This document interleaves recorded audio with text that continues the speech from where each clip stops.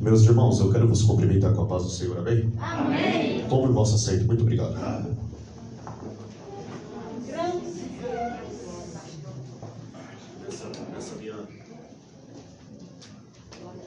Nessa minha oportunidade eu quero agradecer a Deus por esse privilégio que Deus nos concede de estarmos diante da presença do nosso Deus para engrandecer o nome dele. Vos trago a saudação do meu pastor Alex Eduardo Gerlando, pastor ali da nossa congregação do Jardim Marieta. Quero agradecer também a presença do meu co-pastor, pastor Alexandre, que está aqui conosco nesta noite. Quero agradecer a Deus pela vida do diácono Vanilson, pelo honroso convite que ele nos fez. Estávamos pregando ali no setor de Barueri, setor 10 em Barueri, na congregação do pastor Charles Bruno. Ele mandou um abraço para a igreja. O pastor Charles Bruno era daqui, né, do setor de Osasco. Hoje ele está lá em Barueri. E há 8 anos atrás eu preguei aqui nesta igreja. Os irmãos acho que não vão se lembrar. Mas eu preguei nessa igreja aqui há 8 anos atrás. Os irmãos me perguntaram quantos anos você tem? Eu tenho 24 anos. Com 16 anos eu comecei o meu ministério. Com 16 anos Deus me chamou. E aqui foi uma das primeiras igrejas que eu tive a oportunidade de ministrar. Na época era o pastor Marcos que estava aqui. Mas Deus é muito bom, né, meus irmãos? Agradecer a Deus pelo pastor Evinaldo Borges, toda a sua família. E ao diácono Vanilson, né, como já falei, um amigo que já criei um apreço, um carinho pela sua vida. E já criamos uma comunhão. E isso diante de Deus é muito louvável e muito agradável. Quanto a nós aqui, Deus nesta noite tem uma palavra para nós. Amém. Deus nesta noite tem algo a nos falar, tem algo a nos transmitir. E eu já vou profetizar na tua vida que você não vai sair da presença de Deus nesta noite da forma a qual você adentrou. Os irmãos creriam assim? Amém. Livro de Marcos, capítulo de número 2. Glória a Jesus. Aleluia, glória a Deus. Deus poderoso.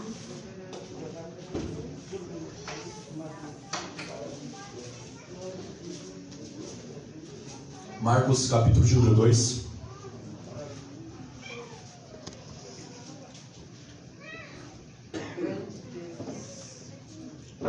E versículo de número 4.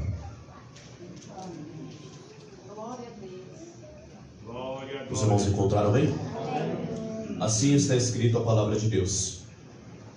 E não podendo aproximar-se dele por causa da multidão, descobriram o telhado onde estavam, e fazendo um buraco, baixaram o leito em que jazia o paralítico. Prezados e queridos irmãos, estamos diante de um texto a qual os irmãos conhecem muito bem esta história, conhecem muito bem esta passagem.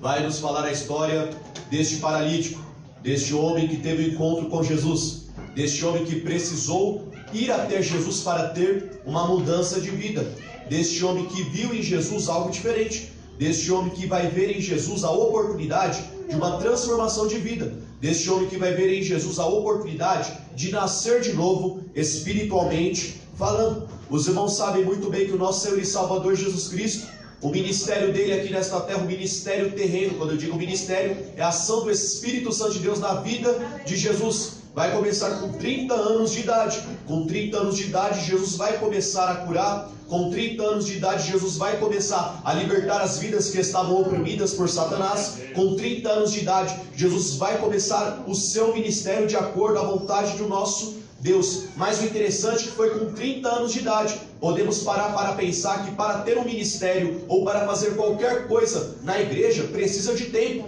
precisa de amadurecimento, precisa de busca constante, precisa de chamada. Não adianta queremos começar a fazer algo na presença de Deus se ainda não estamos capacitados para isso. Mas o Espírito Santo, aquele que nos capacita, está aqui nesta noite para nos capacitar para uma boa obra na face desta terra.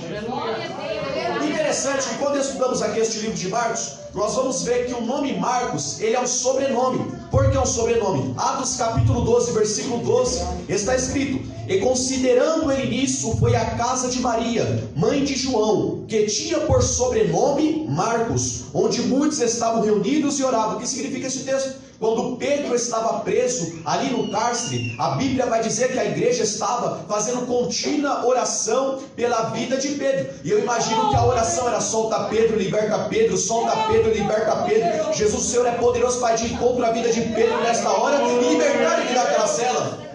Então essa era a oração daquele povo. Mas o interessante é que o Evangelho de Marcos, ele foi escrito para um povo gentil. Ou seja, sabemos que o apóstolo Paulo é o apóstolo dos gentios. Gentios são aquele povo que não tinha passado pela incircuncisão. Gentios são aquele povo que estava afastado da sociedade. Gentio era aquele povo que conhecia Jesus, mas não tinha passado por esse período da incircuncisão. Mas o interessante é que quando nosso Senhor e Salvador Jesus Cristo, ele olha para a terra, ele só vê três povos: o povo de Israel, que é a nação santa, a igreja, que somos nós, e os gentios. Gentios são aqueles que ainda não tiveram a oportunidade de aceitar Jesus, porque antigamente o povo israelita tinha esses costumes. Os fariseus, voltou até dizer os escribas, que eram doutores da lei, tinha alguns costumes. A ideia da circuncisão foi escrita e foi original no livro de Gênesis, quando Abraão, ele vai constituir, quando Deus vai dizer para Abraão que ele vai ser pai de multidão. Através daquele período ali, vai nascer o povo gentil, que no caso são os dois filhos que Abraão teve. Mas o interessante é que a Bíblia vai nos dizer que quando Paulo, ele vai ser levantado para ser o apóstolo dos gentios, ele vai dizer para o povo: o sacrifício expiatório que Jesus fez na cruz do Calvário foi para o gentil, foi pelo ateu, foi pelo preto, foi pelo branco, foi por todos nós. E é por isso que nesta noite estamos aqui para engrandecer o nome do nosso Deus. O interessante é que ele vai escrever para um povo gentil para explicar que Jesus era filho de Deus. Os leitores de Marcos conheciam pouco da teologia do Antigo Testamento, porque se os irmãos forem ler o livro de Marcos, os irmãos não vão encontrar a genealogia de Jesus. Marcos tirou, porque Marcos queria que o povo gentil entendesse o Evangelho de uma forma mais simples. Permita-me dizer, se estamos pregando a palavra de Deus, se estamos anunciando as boas novas para alguém, precisamos ir com calma, precisamos explicando tudo aquilo a qual o Espírito Santo de Deus tem colocado no nosso coração. O novo convertido é como uma criança de colo, precisa de uma alimentação sólida, precisa de uma alimentação certa, senão você vai matar a criança, ou senão você mata um novo convertido. Por isso que Marcos, ele vai ter uma linguagem mais fácil de entender, para que os leitores pudessem compreender tudo aquilo que o Espírito Santo estava falando através da vida deste homem. Mas o interessante é que algumas tradições, elas acreditam que o livro de Marcos foi escrito desta forma justamente para o entendimento fácil dos gentios. O que significa isso? Temos que nos preocupar, prezado e querido ouvinte, com a nossa igreja. Temos que nos preocupar com o membro da nossa igreja, porque tudo que é transmitido aqui neste púlpito é palavra de Deus. Mas o interessante, quem está ouvindo tem que ter o entendimento do que o Espírito Santo de Deus está falando nesta noite. Quem prega aqui a palavra de Deus, ou quem prega em qualquer púlpito ou qualquer igreja, precisa ter o entendimento que aquele que está ouvindo a palavra de Deus, ele precisa sair da igreja transformado, ele precisa sair da igreja, se entrou com algum problema, ele precisa sair com um problema resolvido, ele precisa sair liberto, ele precisa sair de uma maneira totalmente diferente. É por isso que Marcos, ele vai escrever desta forma mais fácil, para que o povo viesse a entender. O interessante é que cerca de 90% do material que está no livro de Marcos está no livro de Mateus e está no livro de Lucas. As mesmas ideias, os mesmos milagres, mas escritos de forma diferente, para o fácil entendimento do povo. O interessante é que em Lucas, Marcos, Mateus, João, Jesus está presente ali com o povo, Jesus está presente com os discípulos. Faça desta forma, siga este caminho, é dessa maneira que você tem que pregar, Pedro, é dessa maneira que você tem que proceder, Tiago. É desta maneira que você tem que ser, Mateus. Então Jesus, ele ensinava desta forma. Mas o interessante é que no livro de Atos vai dizer que depois de 40 dias que Jesus, ele foi açoitado ali naquela cruz do Calvário, aconteceu um sacrifício expiatório. A Bíblia diz que o véu do templo se rasgou de alto a baixo, o sacrifício foi aceito, e é por isso que nesta noite estamos aqui para bem dizer e engrandecer o nome do nosso Deus. A Bíblia vai dizer que depois disso Jesus vai aparecer no caminho de Emaús para aqueles dois discípulos, e ele vai dizer: olha, o sacrifício que eu fiz na cruz do Calvário, para os irmãos entenderem, eu estou conjecturando, o sacrifício que eu fiz na cruz do Calvário, ele foi aceito, eu sou Jesus. Alguns até duvidaram que é Jesus, alguns até questionaram que era Jesus que estava ali ressuscitado, mas o interessante é que ele estava com as mãos curadas, o interessante é que ele estava com todas as características que ele passou pelaquela expiação na cruz do Calvário. Mas mesmo assim, muitos não creram, muitos não acreditaram que Jesus tinha passado pelaquele procedimento na cruz do Calvário. O interessante é que o livro de Marcos, ele foi escrito por uma testemunha ocular. Quem escreveu o livro de Marcos foi o próprio Marcos, no caso, que é o sobrenome Marcos por nome de João, foi ele mesmo. Mas quem deu a ideia deste livro foi o discípulo Pedro. Pedro estava com Jesus, Pedro sempre estava ao lado de Jesus. Permita-me dizer, é muito bom quando estamos ao lado de Jesus, é muito bom quando estamos sentindo a presença de Jesus, é muito bom quando estamos seguindo os passos que Jesus quer que a gente siga, é muito bom quando estamos de acordo com a vontade de nosso Jesus, é muito bom quando viemos a casa e nos preocupando apenas em adorar Jesus. Eu não estou preocupado com outra coisa a não ser chamar a presença de Deus nesta casa. Então o que acontece? Pedro, ele vai ajudar João Marcos aqui a escrever este livro. Foi uma testemunha ocular. Durante esses evangelhos, Jesus esteve presente ali em carne, fisicamente falando. Jesus estava ali ensinando os discípulos a trabalhar, ensinando os discípulos como que os discípulos tinham que parecer de acordo à vontade do nosso Senhor e Salvador Jesus Cristo. Mas no livro de Atos, a operação já é do Espírito Santo de Deus. É igual nesta noite, quem está operando aqui é o Espírito Santo de Deus. Tudo que é transmitido aqui é através do Espírito, tudo que é cantado é através do Espírito, tudo que é falado neste altar é através do Espírito de Deus.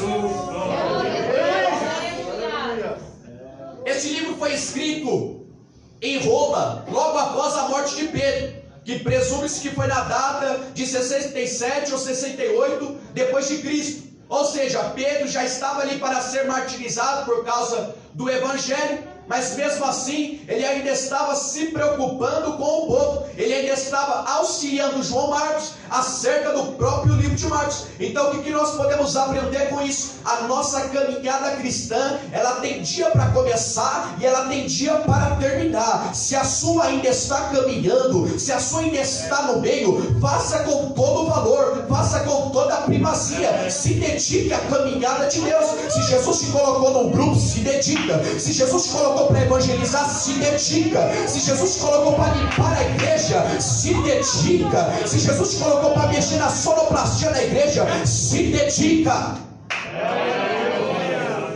Porque imagina se todo mundo fosse pastor, se todo mundo fosse diácono, se todo mundo fosse cooperador, como que seria a obra de Deus? Ela ia sofrer solução de continuidade. Que significa isso? Em alguma área da igreja eu teria necessidade de levantar alguém para trabalhar. É por isso que todo mundo que está aqui tem um chamado, todo mundo que está aqui tem a oportunidade de trabalhar para Jesus. Mas para você trabalhar, você precisa se entregar totalmente ao querer de Deus nesta noite.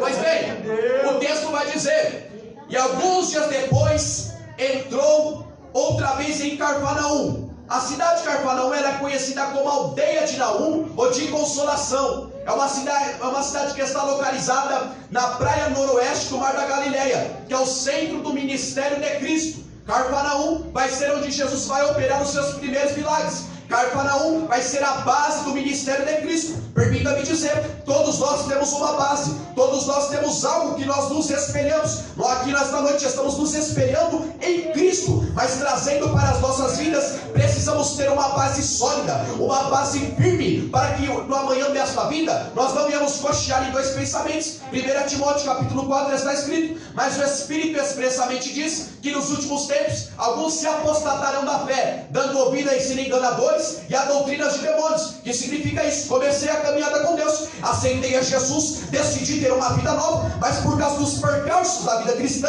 eu começo a me afastar, eu começo a me desanimar. Mas o Espírito Santo Deus me diz nesta noite: não desanima, não pare, não jogue a toalha, porque tenho eu ainda algo para fazer na tua vida. Deus está nessa casa. Mas interessante que quem falou aquilo para Timóteo, mas o Espírito expressamente diz. Essa ideia de expressamente é mais do que verdade, é uma verdade absoluta. Qual a verdade absoluta que nós temos? Jesus morreu por nós na cruz do Calvário, verdade absoluta. Essa verdade não muda, homem não muda, presidente não muda, vereador não muda, deputado, ninguém muda. Ele morreu por nós na cruz do Calvário e o sacrifício é aceito. Ou seja, é uma verdade absoluta. Por isso que Timóteo vai escrever: mas o Espírito expressamente diz que nesses últimos tempos, podemos dizer tempos de pandemia, nesses últimos tempos, alguns vão se afastar da fé. Por quê? Vão desistir da chamada, vão desistir do fé. Provavelmente a aldeia de Naum é uma variante da palavra grega Carfanaum, que significa compassivo. Compassivo, um amor de misericórdia, perdão. Carfanaum também pode significar vida de compaixão. Alguns estudiosos, quando nós estudamos sobre essa cidade, alguns estudiosos têm que relacionar Carfanaum com o profeta Naum, que no caso que está escrito no Velho Testamento o nome deste homem, mas não podemos determinar se essa ligação está correta. Alguns historiadores acreditam que Naum, o túmulo de Naum, está em Carfanaum, mas esta informação não é digna de confiança. Estou apenas implementando a mensagem para que possamos ter um entendimento melhor nesta noite. Tudo indica que Carfanaum era o centro da cobrança de impostos daquela época, ou seja, o Império Romano tinha colocado uma coletoria de impostos ali no meio daquela cidade, e ali os discípulos trabalhavam. Os irmãos vão ver que Mateus era cobrador de impostos, Mateus trabalhava para o terrível Império Romano da época, então Mateus tinha muita identificação também com essa cidade. Mas o interessante é que toda cidade que Jesus entra é para mudar. Toda cidade que Jesus está no meio é para mudar. Permita-me dizer, todo culto que Jesus está, algo acontece e alguma mudança também acontece. Que tipo de mudança, Mateus? Eu entrei triste, eu vou sair alegre. Eu entrei enfermo, eu vou sair curado. Mas é só para quem crê, é só para quem acredita no poder extraordinário de Jesus. O interessante que a cidade de Carfanaum no tempo de Jesus, essa ideia de compaixão que eu disse para os irmãos, que também ela pode significar compaixão, é justamente pelos milagres que Jesus operava naquela cidade. Ele tinha compaixão da multidão, ele tinha compaixão das pessoas que estavam ao redor dele. É super válido quando uma igreja tem compaixão com os seus irmãos. É super louvado quando uma igreja tem compaixão com aquele que está ao teu lado. O que significa isso, Mateus? A Bíblia vai nos dizer no livro de Atos, capítulo 2 e versículo 42, que a igreja primitiva, ela estava unida no partir do pão, na comunhão, nas orações. Era uma igreja que tinha comunhão. Eu imagino, meus irmãos, eu tenho uma mente assim que eu vou imaginar, uma mente muito pequena, mas eu imagino que os cultos da igreja primitiva era só culto espiritual. Como assim, Mateus? O povo adentrava a igreja somente para adorar, somente para sentir a presença, somente para ser transformado, somente para ser louvado. Eu creio que o batismo do Espírito Santo ali, eu imagino que era todo o culto. Por quê? Porque o povo se importava em oferecer uma adoração santa ao nosso Deus. E Jesus é um homem muito sábio, um homem muito inteligente. Por quê? Ele vai ver uma oportunidade nesta cidade de Cafarnaum, porque a localização da cidade era uma localização fácil para o Senhor Jesus andar, para o Senhor Jesus percorrer. Ali naquela cidade, no caso que é da região da Galileia, a identificação com Jesus fica evidente quando o evangelista Mateus diz que a cidade de Cafarnaum era a cidade de Cristo. Por que a cidade de Cristo? Justamente por conta dos milagres, justamente porque ali ele operou os seus primeiros milagres, justamente porque ali ele se identificou com aquele povo, ele se preocupou com aquele povo. E o interessante é que nesta noite Jesus fala ao meu coração, quando o diácono Vanilson me pediu para que eu viesse transmitir esta palavra aos irmãos, Deus falava para o meu coração sobre este paralítico de Cafarnaum. O interessante é que a Bíblia vai dizer que este homem, esta ideia de paralítico, é uma pessoa imobilizada, uma pessoa que não se move, uma pessoa que eu posso até imaginar que não tinha prazer, não tinha alegria, porque era uma pessoa imobilizada. E Jesus falava ao meu coração: Mateus, quantos da minha casa estão imobilizados? Quantos da minha casa, Mateus, não sente mais o desejo de orar, não sente mais o desejo de ler a palavra? Mas eu falava para Jesus: mas Jesus, o texto aqui é de cura, como que eu vou ministrar uma palavra dessa? E Jesus falava ao meu coração: Mateus, transmita aquilo que tenho eu colocado no teu coração, porque tenho eu um trabalhar em especial com aquela igreja nesta noite. Esse homem era paralítico, ele não podia se mover, não andava. Esse homem não tinha oportunidade de se aproximar de Jesus. Esse homem não tinha oportunidade de estar ao lado de Jesus, porque o texto vai dizer que Jesus estava ali naquela casa. E nisso que Jesus está na casa, sempre que Jesus está na casa, permita-me dizer novamente, sempre que Jesus está na casa, algo acontece no meio da igreja, algo acontece no meio do teu povo. E se a igreja se ligar no que o Espírito Santo está falando, algo acontece no meio da igreja, acontece. Interessante, antes de Jesus começar a ministrar, ele vai se preocupar com o ensino da palavra, porque o texto vai dizer no versículo 2 que ele estava anunciando a palavra. Bom é para nós, quando queremos sentir a presença de Deus, quando queremos sair no aviãozinho, que eu gosto desse negócio, meus irmãos, sou da Assembleia, sou pentecostal, mas o interessante é que o que é primordial na igreja é a palavra, porque sem palavra o avivamento não é verdadeiro, o avivamento é falso. Sem palavra pesada e querido ouvinte da palavra de Deus, o avivamento ele não torna abundância na igreja. Por isso Jesus estava anunciando a palavra de Deus, Jesus estava anunciando ao povo as boas novas. Mas o interessante que na mesa de Jesus tem tudo, tem palavra, tem vitória, tem livramento, tem restauração. Na mesa de Jesus não falta nada, tem tudo para todo mundo e de todos os gostos. Mas o interessante é que ele estava anunciando a palavra de Deus, e a multidão estava oprimindo Jesus na ideia de colocar Jesus no canto, e Jesus ali estava ensinando. No tempo aqui de Cafarnaum existia mais de 480 sinagogas, onde Jesus sempre estava ali ensinando o povo. E os irmãos sabem que naquele tempo a sinagoga, Jesus tinha a visão 360. A plateia era como se fosse um estádio, Jesus estava no meio e ensinava toda a multidão. Mas aqui Jesus estava numa casa, e se estudamos esta casa que Jesus estava, era na casa de Pedro. É muito bom, é muito louvável quando convidamos Jesus para estar na nossa casa. Jesus entra na nossa casa, faça a mudança, faça o que o Senhor quer, mas fica aqui conosco, não tire de nós a tua presença, não tire de nós o teu Espírito Santo, não tire de nós a pujança de estar na igreja e de oferecer a ti um culto santo e agradável. Mas interessante que a multidão estava oprimindo Jesus, a multidão estava apertando Jesus, e Jesus estava ensinando.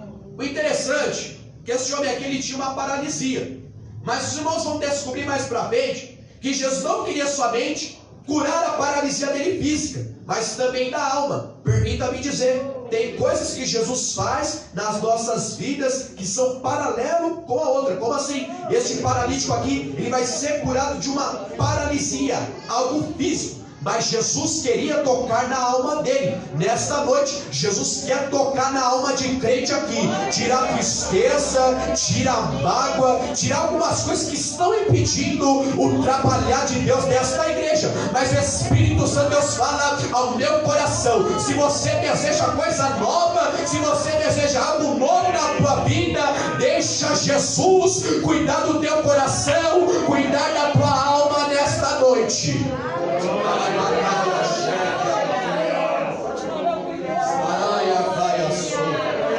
Deus está aqui, irmãos. Como eu disse, a multidão está oprimindo Jesus, está em cima de Jesus, aprendendo a palavra, se interessando pela palavra, querendo crescer através da palavra, querer se desenvolver através da palavra. Mas o interessante, onde que está o paralítico aqui? Está lá no fundo. E a multidão se importou com ele? Não, por quê? Se a igreja primitiva estava unida, se a igreja primitiva, como eu disse aos irmãos, estava junto no mesmo parecer. Sabe o que nós aprendemos aqui neste texto? Às vezes nós queremos a presença, às vezes nós queremos algo de Deus, mas não nos importamos com o irmão que está do nosso lado. Não nos preocupamos com aquele que está à nossa direita ou com aquele que está à nossa esquerda. Se eu estou cheio, tá bom. Se minha conta bancária tá bom. Se eu estou trabalhando, tá bom. Se eu sinto a presença de Deus, tá bom. E o próximo que está ao nosso lado? Deus está aqui, irmãos. Deus está falando nessa noite. A multidão estava preocupada só com ela. Pessoas estavam preocupadas só com ela. Cristo estava ali. Estou preocupado somente com a minha vida. Aquele paralítico, ele não tem a oportunidade de ir até Jesus, ele não tem a oportunidade de se apresentar a Jesus. Mas o importante é que eu estou aqui. Eu estou aqui. Eu estou me apresentando a Jesus. Não estou me importando com ninguém, só estou me importando com a minha vida. Era o que esse povo aqui estava pensando. Se estudarmos a fundo este texto, nós vamos ver que o texto, o versículo 4 vai dizer: e não podendo aproximar-se dele. Ele não podia se aproximar por causa da paralisia dele, por causa de algo que estava incomodando ele. E o Espírito Santo de Deus falava ao meu coração: Mateus, quantos não podem se aproximar da minha presença? Eu disse: Deus, como assim não pode se aproximar? Ele falou: porque não se aproxima verdadeiramente, não busca verdadeiramente, não quer ter uma verdadeira comunhão, não quer se importar com a presença, não quer se importar com a mudança. Mas o Espírito Santo de Deus fala ao meu coração nesta noite: a mudança é necessária. Você precisa se aproximar de Jesus e ter uma nova atitude.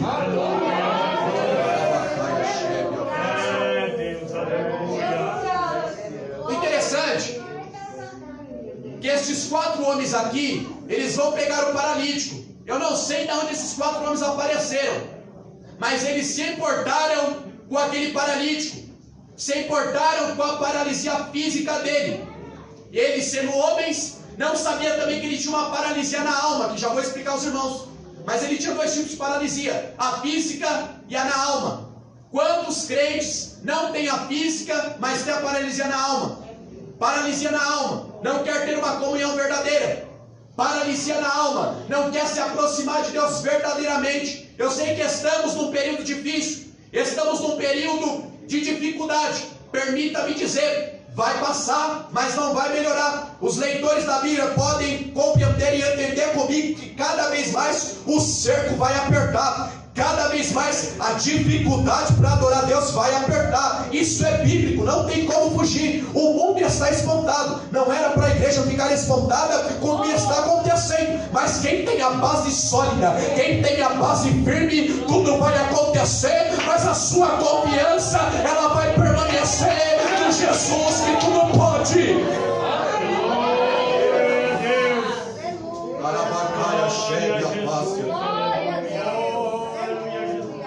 O que acontece?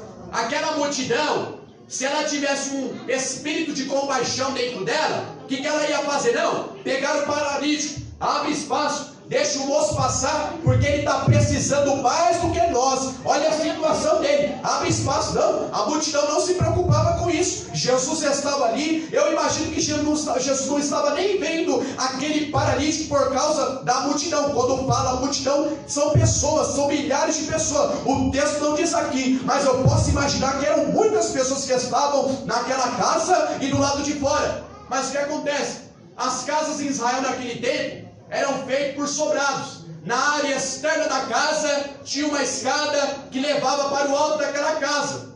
Eu imagino quem deu essa ousadia àqueles homens foi o próprio Jesus. E aquele mesmo Jesus que deu ousadia àqueles homens é o Jesus nesta noite que está dando estratégia para algum crente aqui resolver algum problema. O espírito de capacitação e de estratégia está nesta noite, nesta casa.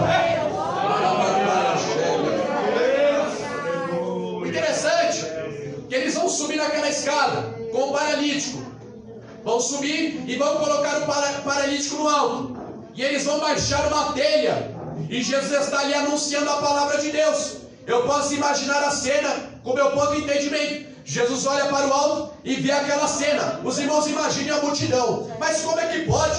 Jesus está ensinando. O que está acontecendo? Pessoa que só se importa com ela, irmão. Pessoa que só se importa consigo mesmo. Não se importa com o próximo. Não se importa com a dificuldade. Quando lemos o Evangelho, nós vamos ver que Jesus se preocupava com todos. Jesus queria que todos tivessem uma verdadeira comunhão com Ele. O texto não diz, mas eu imagino que aquela multidão estava olhando aquela cena e estava até questionando em seu coração ou em seu pensamento. Jesus está ensinando o que está acontecendo. O que este homem quer aqui?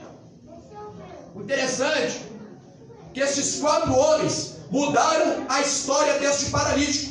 Permita-me dizer, é bom você andar com quem verdadeiramente quer conhecer mais já Jesus. Mateus, eu vou desprezar outro? Não, não é desprezar. Estou dizendo que é bom você andar com quem verdadeiramente quer conhecer a Jesus, com quem verdadeiramente tem vida de oração, com quem verdadeiramente tem vida de comunhão, com quem verdadeiramente tem vida de consagração, com quem verdadeiramente tem vida de jejum, com quem verdadeiramente tem vida de renúncia. É bom você andar com quem te aproxima de Jesus, com quem te leva até Jesus, com quem te apresenta a Jesus e diz: esse Jesus é poderoso para mudar a tua situação.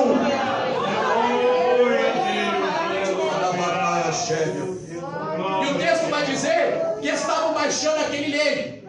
Nisso que baixa, aquela multidão, ela não podia questionar a Jesus, porque Jesus estava ali como carne. Jesus era 100% Jesus, 100% Deus e 100% homem. Jesus era homem, mas ele estava ali para operar um milagre na vida daquele homem. O texto vai dizer no versículo 5: e Jesus, vendo-lhes a fé, disse ao paralítico: filho, perdoado estão os teus pecados. E eu comecei a questionar a Deus, questionar no bom sentido, para entender a mensagem, para procurar, para pesquisar, para ler os textos. E eu disse: mas Jesus, o homem era paralítico, e Jesus vai dizer: filho, perdoado estão os teus pecados. Jesus queria primeiro tratar no interior daquele homem. Nesta noite, Jesus quer tratar no interior de crente aqui, para depois dar o milagre, dar a bênção, dar a vitória, abrir a porta. Mas primeiro, o interior de crente aqui nesta noite precisa ser tratado. Precisa. Ele vai dizer: filho, perdoado estão os teus pecados. Mas o interessante é que os escribas que estavam ali, os irmãos sabem que a palavra escriba tem origem do latim, que significa escriba, ou seja, um copista, aquele que faz registro.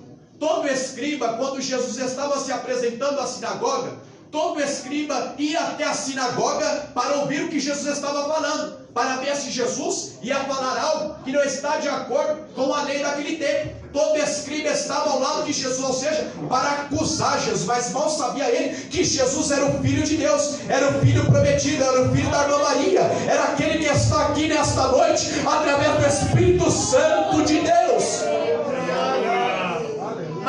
Mas todo escriba, ele queria afligir Jesus em alguma lei e algum costume daquela época. O texto vai dizer, prezado e querido irmão, versículo 7, que diz: porque este diz assim, blasfemas, quem pode perdoar pecados senão Deus? Porque os escribas estavam razoando em seu coração, eles estavam questionando: como este homem ele pode perdoar pecados, como este homem pode falar em nome de Deus, sendo que ele não é Deus. Mas o interessante, como eu disse aos irmãos, Jesus tinha a natureza humana, mas também a natureza divina, que é da parte do nosso Deus. E os escribas não entendiam esta verdade. Os escribas não entendiam esta verdade, que é absoluta nos dias de hoje e era absoluta naqueles dias. E o texto vai dizer que os escribas, eles começam a questionar em seu coração: pois bem, como este homem pode falar em nome de Deus? Como este homem pode falar alguma coisa da parte de Deus, sendo que ele não é Deus? Mas eles estavam totalmente enganados acerca disso, porque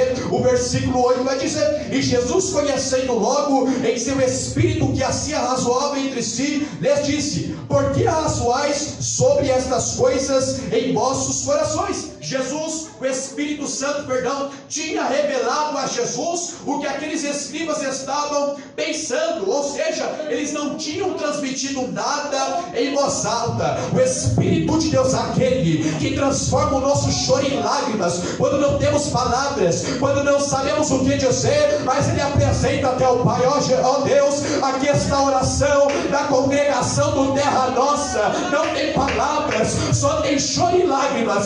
Mas eu consigo fazer a interpretação de todas estas lágrimas. É o mesmo Espírito que está aqui nesta noite. Deus está aqui, irmãos, nesta casa, nesta noite. Glória a Jesus, aleluia. E Jesus, os irmãos entendem porque ele disse: filho, perdoado estão os teus pecados. Aqui ele já tinha recebido a cura da paralisia, da paralisia. Ele já tinha recebido aqui no versículo de número 5, já tinha recebido a cura instantânea. Mas sempre tem alguém que questiona o trabalhar de Deus. Sempre vai existir, até Jesus voltar, sempre vai existir alguém para questionar. Porque Jesus usa ele assim? Porque ele adora a Deus assim? Porque Jesus trabalha na vida dele assim? Deve ser porque ele ora, deve ser porque ele consagra, deve ser porque ele quer se aproximar de Jesus. Não para ser o santo, ser o melhor da congregação, não estou falando isso. Mas ele quer se aproximar de Jesus, ele quer ter uma vida santa, agradável, que chame a presença de Deus.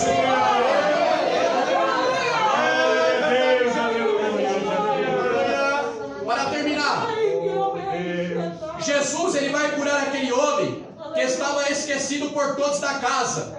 A multidão não estava preocupada com aquele homem. Apenas 4 pessoas. Quantos de nós estamos assim em nossos dias? Vou dizer, a igreja evangélica está preocupado apenas com a sua vida, apenas com a multidão. Não estou me preocupando com o meu próximo. Digo isso, prezado e querido ouvinte da palavra de Deus, com tremor e temor de Deus, mas é que o Espírito Santo de Deus tem falado ao meu coração nesta noite. A multidão não estava preocupada com este paralítico, a multidão estava preocupada apenas com ela. Somente eu quero gozar da presença do meu Salvador. E as vidas que ainda não conheceram a Jesus, eu não estou me importando. As vidas que estão precisando de milagre, eu não estou importando. Quantos de nós estamos assim em nossos dias? Permita-me dizer, antes desta palavra falar com os irmãos, o Espírito de Deus falava também ao meu coração: precisamos urgentemente nos preocupar com a necessidade dos santos. Precisamos urgentemente nos preocupar com alguns tipos de paralisia. Primeiro, temos a paralisia da oração. 1 Tessalonicenses vai dizer que nós devemos orar sem cessar. Está escrito: orar sem cessar. É orar em casa, no trabalho, na faculdade, no carro, na rua, na cozinha. É sempre estar orando. Mas infelizmente, permita-me dizer, esta paralisia tem alcançado o povo. Mas eu quero louvar a Deus, porque aqui existe uma igreja santa, uma igreja verdadeira, que ainda se preocupa com a oração, que ainda se preocupa em adorar a Deus em espírito e em verdade. O interessante é que aquele paralítico, ele foi curado. Porque no versículo 9 Jesus vai dizer: qual é mais fácil? Dizer ao paralítico: estão perdoados os teus pecados? Ou dizer-me, levanta, toma o teu leito e anda? Para Jesus não muda. Quando Jesus fala, não muda. Ele pode usar duas maneiras de falar, mas a forma é objetiva. E quem é do Espírito entende. Quem está com a comunhão ativa no que Deus fala, sempre entende o que o Espírito Santo de Deus está falando a esta igreja nesta noite. E o texto vai dizer, olha, para que saibais, versículo 10, que o Filho do Homem tem na terra para perdoar pecados, disse ao paralítico, a ti te digo, homem, levanta, toma o teu leito e vai para a tua casa. Interessante que a multidão, eu imagino a multidão naquela hora, olhando para o paralítico e dizendo, nossa, aquele homem estava humilhado, estava esquecido, olha agora, temos que abrir espaço, porque até a cama ele está trazendo. O que Deus vai prover na tua vida, prezado e querido irmão, há de ser surpreendido através da necessidade que você tem.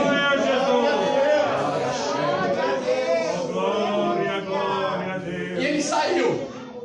Isso que ele saiu, a multidão, imagina a multidão questionando, porque Jesus estava ensinando a palavra, mas também tem milagre, como eu disse. Na palavra tem milagre, tem libertação, tem livramento, é um culto. Tem livramento nesta noite aqui nesta casa, tem tudo nesta casa, tudo que você precisa tem nesta casa. O interessante é que a multidão estava aí, imagina, olhando atônita para aquele homem, mas eles entenderam e compreenderam que Jesus disse, homem, você se levanta, a partir de hoje você tem a oportunidade de caminhar, mas tem uma coisa, pega a tua cama para você lembrar do milagre, para você lembrar do que eu fiz na tua vida.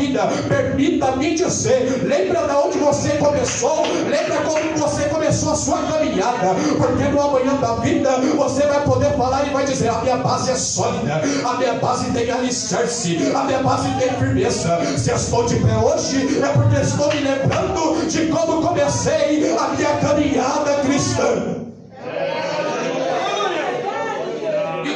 Levantando-se, tomou logo o leito e saiu em presença de todos da casa, ou seja, toda a multidão, de sorte que todos se admiravam e glorificavam a Deus, dizendo, nunca tal vimos. Ou seja, era um dos primeiros milagres que Jesus estava operando durante os 3 anos e meio. Era um dos primeiros milagres. Então a multidão estava assustada com aquilo que estava acontecendo diante da presença de todos. Mas Deus fala ao meu coração que existem alguns tipos de características naquela casa. Para acontecer algo, Jesus tem que estar presente. Outra característica, o evangelho que une pessoas. Aqueles 4 homens ajudaram aquele homem se apresentar de Jesus. A multidão, outra característica, não se importou com a necessidade daquele homem. Eu imagino que aquela multidão, ela tinha paralisia da oração, paralisia da leitura bíblica,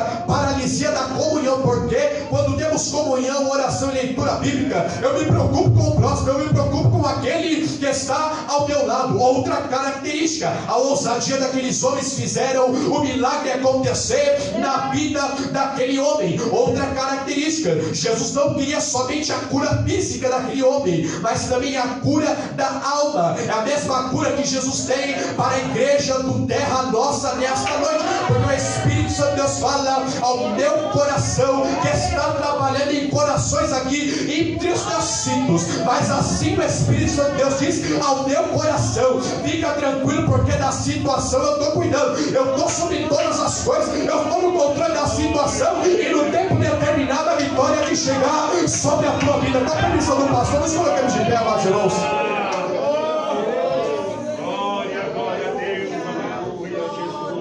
Como é o nome do irmão? É Marcos, né? O senhor mesmo aí. Isso, é Marcos? Marcelo.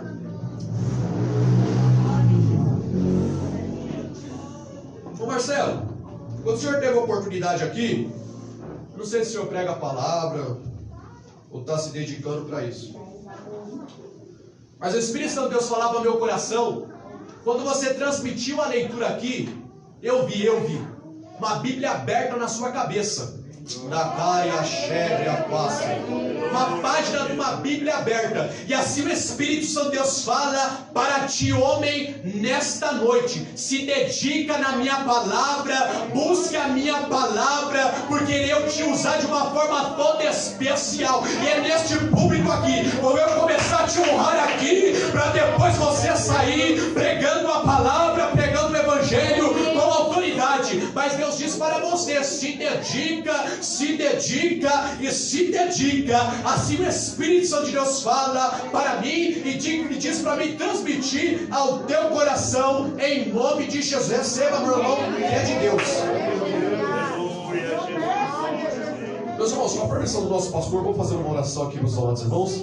Quero agradecer a Deus pelo privilégio, pela oportunidade, transmitir aquilo que os irmãos estavam, não sei se precisando, mas foi o que Deus colocou no meu coração.